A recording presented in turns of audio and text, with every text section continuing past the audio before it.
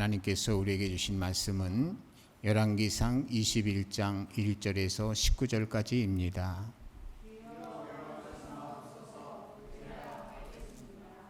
그 후에 이 일이 있으니라. 이스라엘 사람 나봇에게 이스라엘에 포도원이 있어 사마리아 왕 아합의 왕궁에서 가깝더니 아합이 나봇에게 말하여 이르되 네 포도원이 내 왕궁 곁에 가까이 있으니 내게 주어 채소밭을 삼게 하라.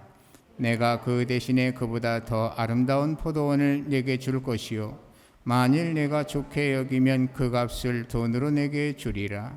나봇이 아합에게 말하되 내 조상의 유산을 왕에게 주기를 여호와께서 금하실지로다 하니 이스라엘 사람 나봇이 아합에게 대답하여 이르기를 내 조상의 유산을 왕께 줄 수 없다 하므로 아합이 근심하고 답답하여 왕궁으로 돌아와 침상에 누워 얼굴을 돌리고 식사를 아니하니 그의 아내 이세벨이 그에게 나와 이르되 왕의 마음이 무엇을 근심하여 식사를 아니하시나이까.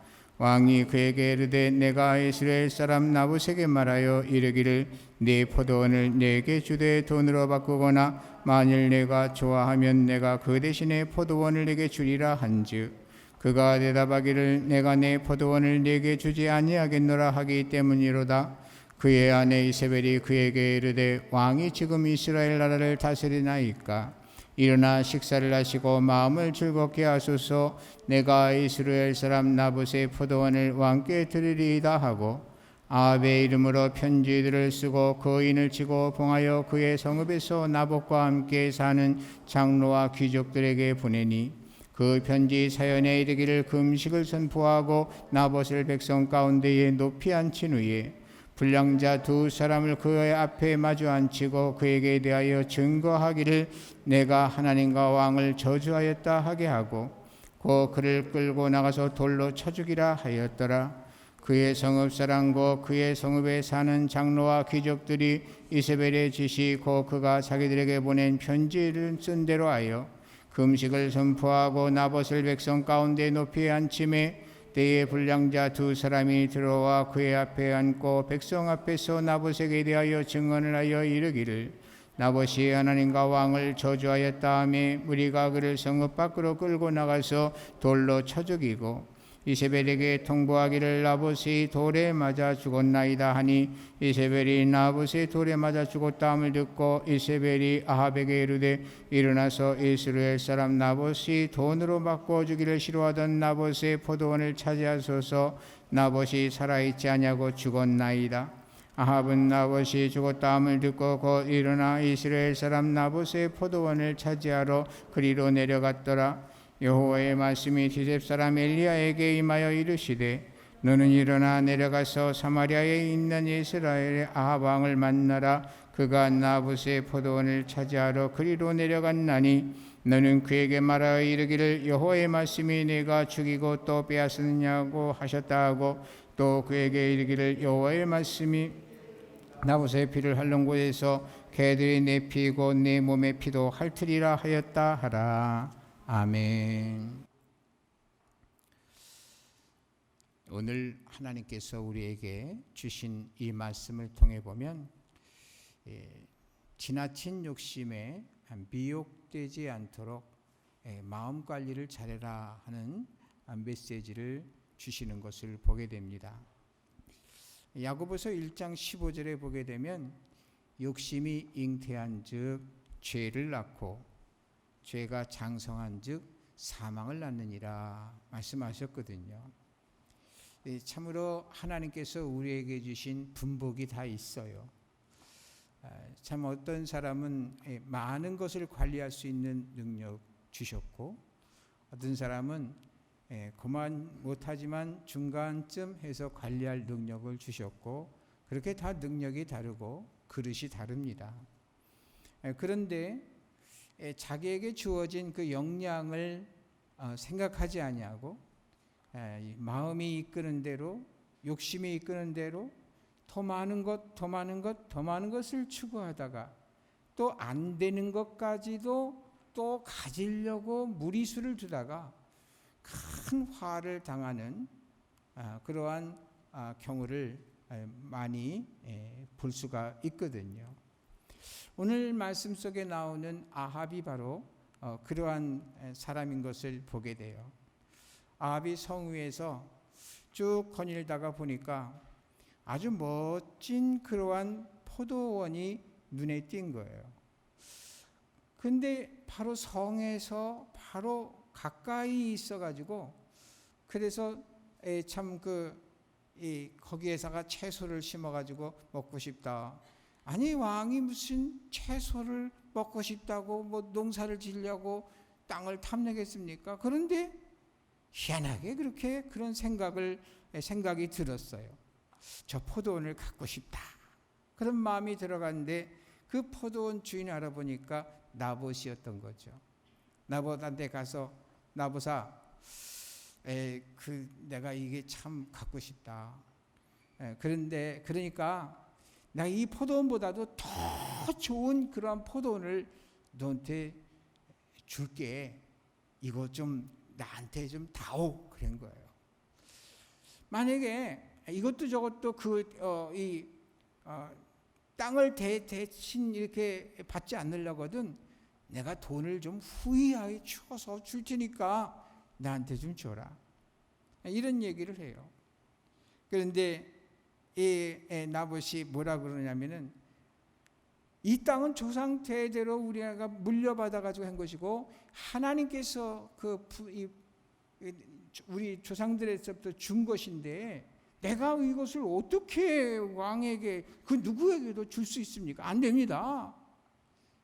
이랬더니 이 아합이 그 얘기를 듣고서는 아주 심각하게 고민을 하고 식음을 전폐하고 그러는 거예요. 그러니까 이런 모습을 보이고, 그러니까 그의 아내 악명 높은 이세벨이 그것을 딱 아합의 그 모습을 보고, 왕이요, 왜 그럽니까? 그랬더니 아합이 그 얘기를 하는 거예요. 그랬더니 이세벨이 뭐라 그러냐면, 아니 지금 왕이 이 나라를 통치하는 거 맞아요? 이러면서 걱정하지 마세요. 식사하세요. 내가 알아서 왕한테 그냥 그 땅 차지할 수 있도록 해 드릴게요. 이렇게 이제 이야기를 하는 거예요. 이세벨이 이야기를 하고 나서 이제 밑에 부하들을 불렀어요. 그러나서 편지를 써가지고서는 그 나봇에 있는 그 마을의 장로들, 우두머리들, 힘께나 쓰는 이러한 사람들에게 편지를 써가지고, 너희들 이 나봇을 높은 자리에다 올리고, 그리고 불량배 2명을 세워 마주 앉혀고서는 이 나봇이 하나님을 능멸하고 왕을 능멸했다, 이렇게 하면서 거짓 증거를 해라. 그래가지고서는 그렇게 죄인으로 몰아갖고 성 밖에 가서 그냥 돌로 쳐 죽여라. 그 얘기를, 그 편지를 받은 이 장로들이, 악명 높은 이 이세벨이 그렇게 그런 편지를 썼으니 이거 그렇게 안 했다간 자기들이 당하게 생겼거든요. 그러니까 뭐냐면 이세벨이 시킨 대로 그대로 해가지고서는, 그래가지고서는 이 나봇을 억울하게 성 밖에서 돌로 쳐 죽여버렸어요. 그리고 나서는 뭐냐면 그 소식이 이세벨한테 전해지게 되니까 이세벨이, 왕이요, 이젠 됐어요. 그 나봇 죽었어요. 그니 가서 그냥 내 거다 하고 차지하면 됩니다. 했더니 좋다고 이 아합이 말이죠. 가가지고서 그 포도원을 차지했다 하는 그런 말씀이 오늘의 내용이거든요. 근데 이러한 사실을 하나님께서 보고 계셨던 거예요. 그 당시에 선지자가 엘리야였는데, 엘리야 보고 너 가서 이 아합에게 말을 전해라. 그러면서 바로 오늘의 말씀 17절에서 19절 그 내용을 한 건데, 한번 여러분 같이 읽어보겠습니까? 여호와의 말씀이 디셉 사람 엘리야에게 임하여 이르시되, 그다음에 그래요. 18절에서 19절 다 읽어요. 시작. 너는 일어나 내려가서 사마리아에 있는 이스라엘의 아합 왕을 만나라. 그가 나봇의 포도원을 차지하러 그리로 내려갔나니 너는 그에게 말하여 이르기를 여호와의 말씀이 내가 죽이고 또 빼앗았느냐고 하셨다 하고, 또 그에게 이르기를 여호와의 말씀이 개들이 나봇의 피를 핥는 곳에서 개들이 내 피 곧 내 몸의 피도 핥으리라 하였다 하라. 이런 말을 전해주라고 그랬던 거예요. 그래서 이제 그 엘리야는 순종하고 아합 왕의 앞에 나가서 담대하게 이 얘기를 그대로 했죠. 오늘 말씀은 이렇게 끝나게 되는데, 그런데 이 말씀을 보게 되면 말이죠, 열왕기상 22장 38절에 보게 되면, 여러분 주보에다가 제가 표기해 놓은 그 성경을 한번 읽어봐요. 그 병거를 사마리아 못에서 씻음에 개들이 그의 피를 핥았으니 여호와께서 하신 말씀과 같이 되었더라. 거기는 창기들이 목욕하는 곳이었더라. 무슨 일이 있었느냐 하면요, 주전 854년에 어떤 일이 있었냐면 북쪽의 아람왕 베나닷이 쳐 내려오게 됩니다. 그래서 전쟁이 일어나는데, 이 전쟁에 아람이라고 하는 나라가 얼마나 강력했느냐라고 했을 때, 이것을 대적하기 위해서 이 아합 왕은 남유다의 여호사밧에게 뭐냐면 함께 싸워줄 것을 요청을 해요. 그렇게 요청을 해가지고서는 이제 서로 이제 인척 관계를 맺었기 때문에 그러면서 여호사밧이 와서 이제 함께 전쟁터에 나가기로 해요. 근데 전쟁터에 나가기 전에 하나님의 그 종 선지자에게 물었는데, 그때 이 전쟁에 나가면 아합이 죽는다고 하는 경고를 받게 돼요. 근데 그것을 무시하고 아합이 전쟁에 나가요. 근데 뭔가 이 캥기는 게 있었던지 뭐냐면, 전쟁터에 나가면서 남유다의 왕 여호사밧 보고 당신이 왕으로서의 그러한 그 병거에 올라타고 당신이 진두지휘하는 것처럼 이렇게 하고, 나는 그냥 군사의 옷을 입고 그냥 그 병사들 중에서 나가서 같이 싸우겠어, 이렇게 얘기한 거예요. 그래서 이제 막상 전투가 벌어졌어요. 전투가 벌어졌는데 그냥 이 아람 군대가 막 와서 막 싸우고 전투를 하고 딱 봐서 왕만 죽이면 된다 그래가지고서는 했는데, 딱 보니까는 이거 아합 왕이 아닌 거예요. 어떻게 그걸 알아봤는지 말이에요. 그래가지고서는 왕만 집중적으로 공격하니까 여호사밧이 주랭랑을 쳐버리고 마는데, 그때에 어떤 병사가 활을 딱 당겼는데 그 활을 쏜 게 하필이면 그 병사들 가운데 있는 아합 왕에게 딱 치명타를 입혀버린 거예요. 그래서 결국 피를 철철 흘리면서 거기에서 나를 나가게 해라 그래갖고 간신히 또 이스라엘로 돌아오기는 했는데, 결국은 거기서 그 일로 인해서 아합이 전사를 하고 말아버려요. 근데 그 피가 이 물에 이렇게 흐른 그 피를 갖다 개들이 핥을 때 바로 그 아합이 탔던 그 피 흘린 그 철철 흘린 피 흘린 그 병거에 묻었던 것도 개들이 핥았다, 이런 얘기거든요. 그러니까 이건 뭘 얘기하는 거겠어요? 하나님께서 주의 종 선지자로 하신 말씀은 그대로 이루어진다 하는 거예요. 선지자의 말이기 때문이 아니고, 선지자의 말이 아니라 하나님께서 선지자에게 그렇게 하라고 말씀하셨기 때문에 하나님의 말씀이거든요. 하나님의 말씀대로 그대로 이루어진다고 하는 것을 말해주는 거예요.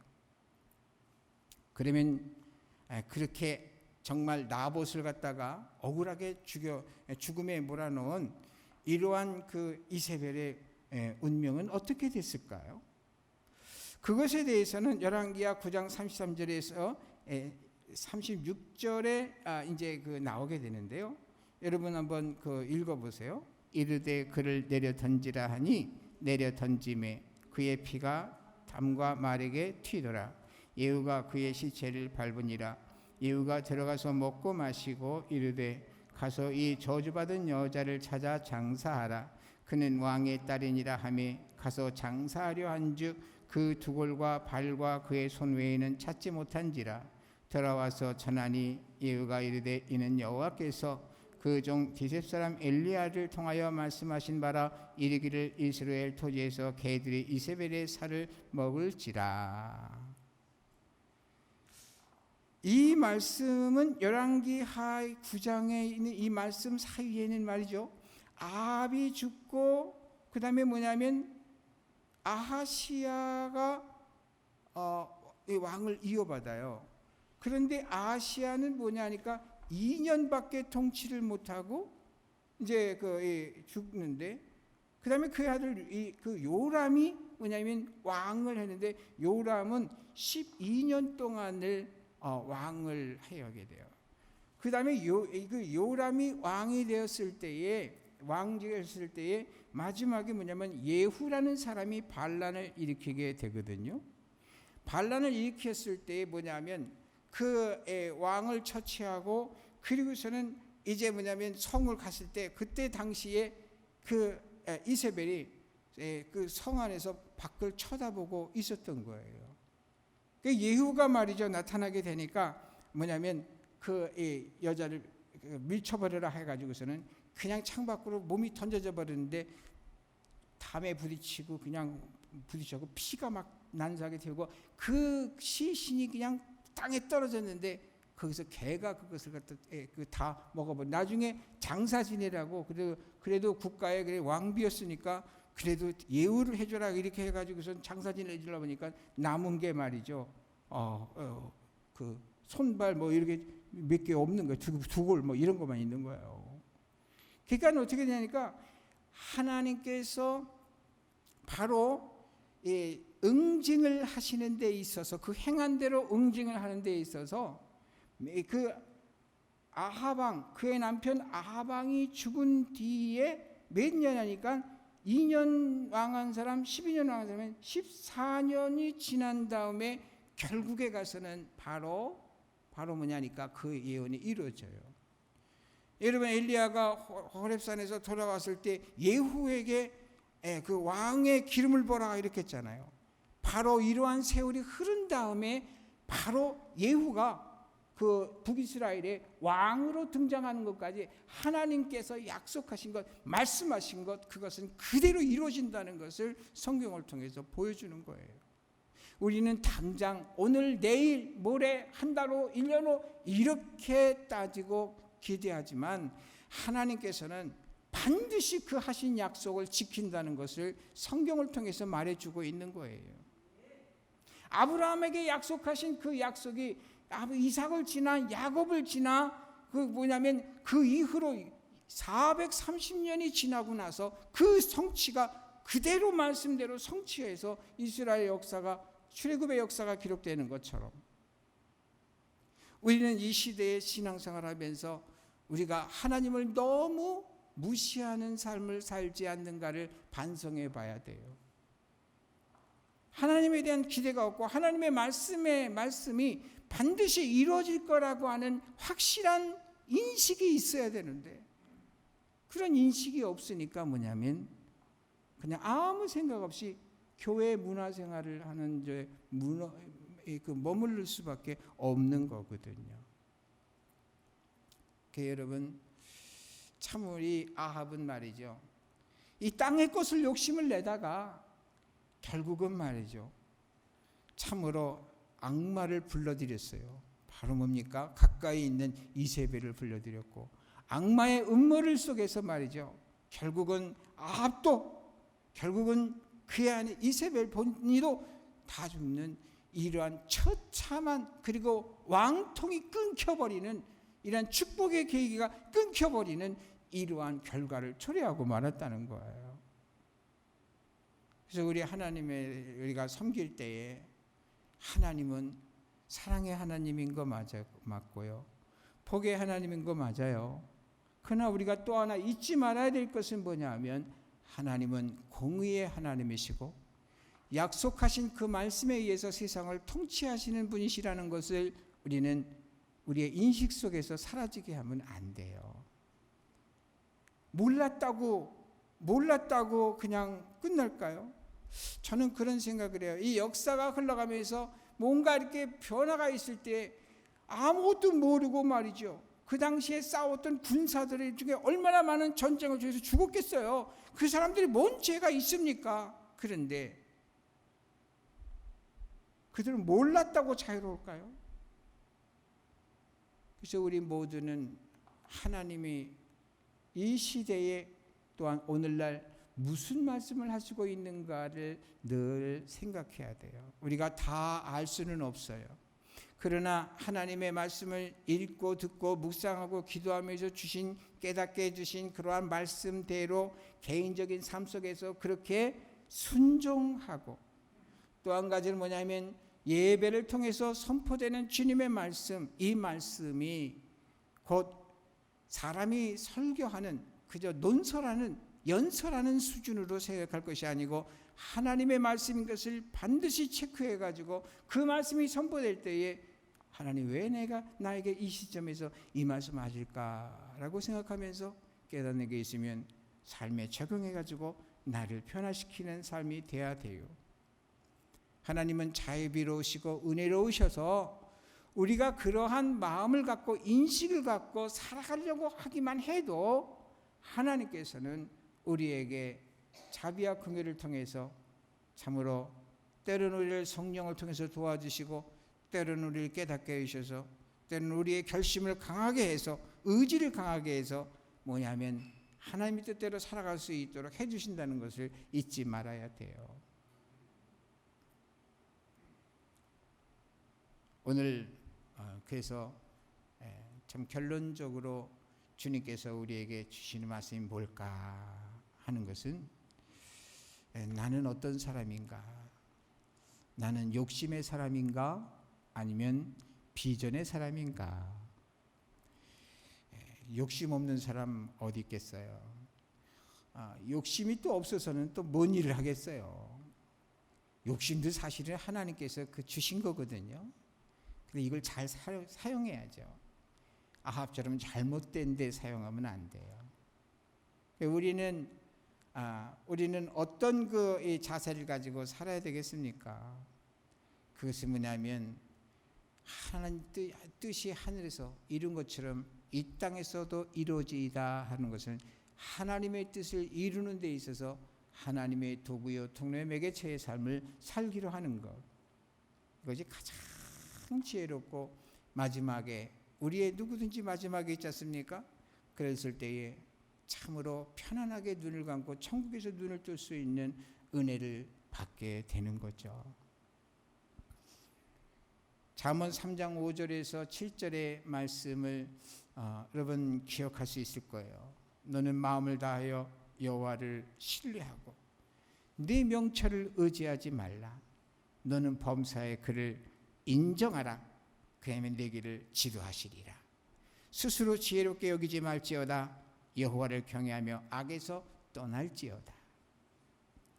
범사의 주님을 인정하는 거예요. 여러분 지금 행복하십니까? 하나님께서 행복을 주셨다. 여러분 요즘 잘 나갑니까? 하나님께서 그렇게 해주셨다. 요즘 마음이 심란합니까? 하나님께서 그것도 주셨다. 요즘 괴롭습니까? 하나님께서 그것도 주셨다. 하나님께서 모든 것을 주셨다고 인정하고 이유가 있어서 그렇겠지 하면서 뭐냐면, 그러나 그 이유는 분명히 나를 망하게 하려고 하는 것이 아니라 나를 오히려 영화롭게 하려고 그렇게 하시는 거지 하고서 이렇게 받아들이면 말이죠. 하나님께서 뭐냐니까 우리 길을 지도하신대요. 그러니까 스스로 지혜롭게 여기지 말라. 이 말은 내 생각, 내 뜻대로 하지 말라 그런 거예요. 우리가 너무나 잘 아는 성경구절 데살로니가전서 5장 16절에서 18절에 보게 되면 항상 기뻐하라. 쉬지 말고 기도하라. 범사에 감사하라. 이것이 그리스도 예수 안에서 너희를 향하신 하나님의 뜻이다. 여러분 항상 기뻐하래요. 하나님이 항상 기뻐하라고 하는 것은 기쁜 일이 있을 때만 기뻐하라는 얘기가 아니고 슬픈 일이 있을 때에도 기뻐하려는 거예요. 괴로워도 기뻐하고 형통할 때도 기뻐하고 불통할 때도 기뻐하고 기뻐하래요. 하나님 말씀대로 그렇게 하게 되면 진짜 기쁜 날이 오는 거죠. 쉬지 말고 기도하래요. 오늘날 기도를 안 하는 시대가 됐는데 여러분 이 세대를 본받지 말라고 로마서 12장에 바울을 통해서 말했잖아요. 하나님이 기뻐하시고 온전하신 뜻이 무엇인지 분별하라고 그랬잖아요. 우리가 기도하는 것을 정말 이 시대는 기도하기 어려운 거 이해해요. 심정적으로 다 이해해요. 이해하는데 뭐냐니까 내가 이해해 주면 뭐래요? 하나님 뜻대로 안 살면 안 되는 것을. 여러분 이것은 말이죠. 내가 아무리 이해해 준다고 해도 누가 나를 이해해 준다고 그래도 그게 무슨 의미가 있고 무슨 소용이 있는 거예요. 나의 삶은 하나님 앞에서 사는 건데. 그래서 여러분 성경에 있는 말씀 항상 기뻐하라. 쉬지 말고 기도하라. 또 세 번째 뭐죠? 범사에 감사하라. 범사에 감사하라는 얘기가 뭡니까? 기쁜 일이 있어도 감사, 행복해도 감사, 불행해도 감사, 여러 가지 어려운 상황 가운데 있어도 감사하래요. 무조건 감사하래. 그게 범사에 감사하는 거예요. 이것이 그리스도 예수 안에서 우리를 향하신, 너희를 향하신 하나님의 뜻이다. 왜 그러느냐 하면 믿음을 가지고서, 믿음이 있으니까, 믿음을 가지고 있을 때 우리는 이럴 수가 있어요. 왜냐하면 전화위복시켜 주시는 하나님이시니까. 끝까지 여러분 신앙인으로서의 쓸데없는 욕심에 미혹되어 갖고 아합의 인생을 살지 말고 정말 하나님께서 말씀을 통해서 우리에게 주신 대로 주어진 모든 것을 감사하는 그리고 기도하고 기뻐하고 하는 그러한 삶을 살면서 나의 지혜가 아닌 하나님께서 주신 지혜, 말씀의 지혜로 항상 이 세상을 헤쳐나가시고 반드시 하나님께서 귀 있으시는 그날까지 여러분 늘 준비하면서 여러분 하나님의 도구의 통로 매개체가 되기를 주님의 이름으로 축복합니다. 기도하겠어요. 하나님 아버지, 참으로 어려운 시대를 살고 있습니다. 이 시대는 참으로 어렵지 않은 사람이 없을 정도입니다. 참으로 하나님, 그러나 이 모든 상황도 우리에게 이유가 있어서 겪게 하시는 줄 믿습니다. 하지만 하나님의 말씀대로 우리가 믿을진대 참고 인내하며 하나님의 말씀에 준해서 살아가는 자에게 반드시 전화위복이요 또한 아버지 크게 지금보다 큰 비교할 수 없는 욕과 같은 복을 허락하여 주실 줄로 믿습니다. 온 성도들에게 그와 같은 은혜를 입을 수 있도록 성령이여 임재하시고 도와주시고 참으로 모든 인생을 섭리하여 주옵소서. 예수님의 이름으로 기도했습니다. 아멘.